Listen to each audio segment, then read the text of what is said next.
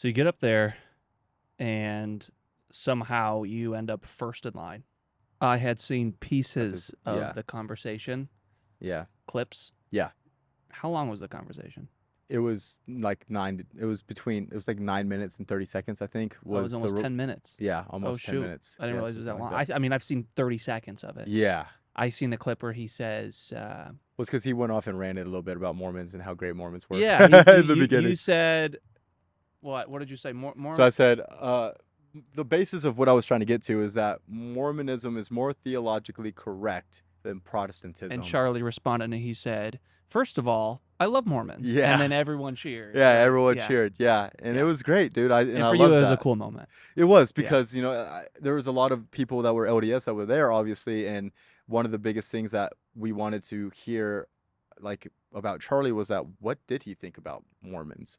Because I told him is when I went up there was that you got a lot of these podcasters that will talk about Mormonism with other people and not have someone who's intellectually knowledgeable within the faith there to correct any misconceived notions or something. Right. So it was pretty cool.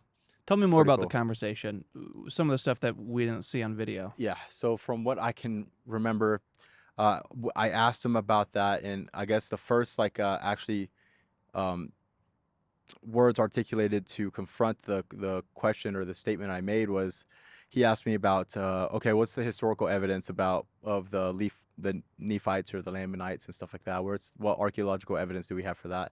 So when you and Charlie finished your conversation, did you feel like it was pretty respectful through and through? It was. I think it was. And obviously, I think there was passion on both ends.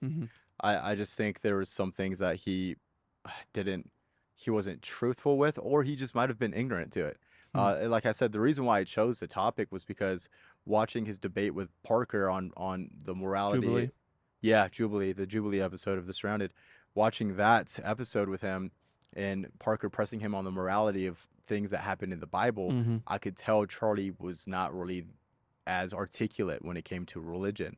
Quick pause. If you stop, like this video, subscribe to this channel, that means my channel is going to grow, which means I can keep doing this. It is the #1 thing that you can do to support me. Please take a second, like this video, subscribe to my YouTube channel, and enjoy the rest of the clip. Of course, this thing's politics. So, I mean, I could understand that. Well, I mean, kind of. I think it's religion as much as politics. Of course, he's not technically a politician, but he is, right? And so advocate, yeah. Yeah, right.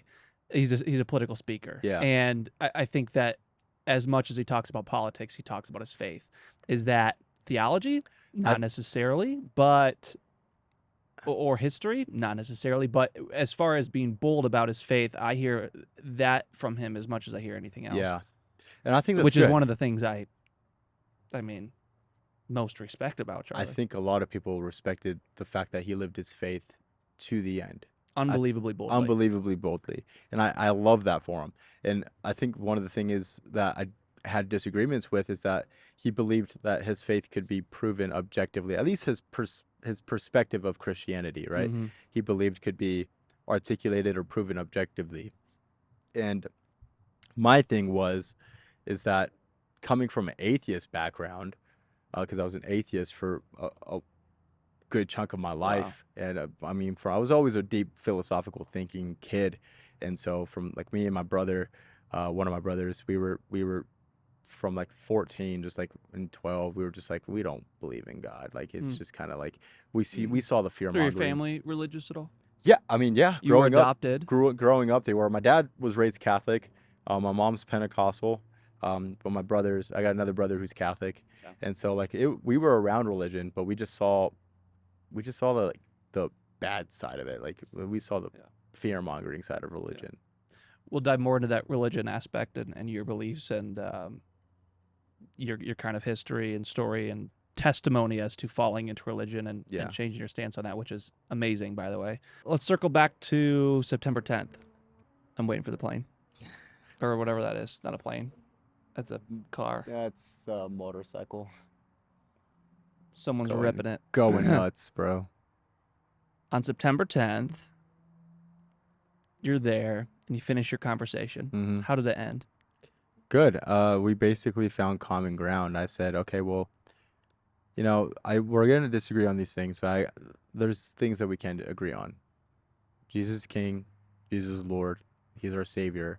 all these things. Mm-hmm. And basically he goes off to basically just bear his testimony and say those same things and stuff too. And then I grab my bag and try to walk out, but I couldn't walk out because it was so crowded and dense there. So I kind of just like stopped and turned around, started talking to a Deseret news girl, and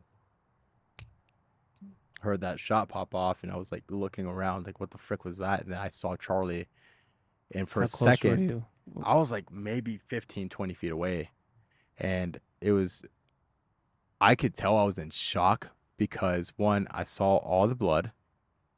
And two, I was like, what just happened? And I knew I was in shock because I didn't immediately get down. Thank you so much for listening to this clip of the Here's What Happened podcast. Make sure you slide over to the Here's What Happened podcast YouTube channel to listen to the full episode. While you're at it, don't forget to like this video and subscribe. Thank you for listening.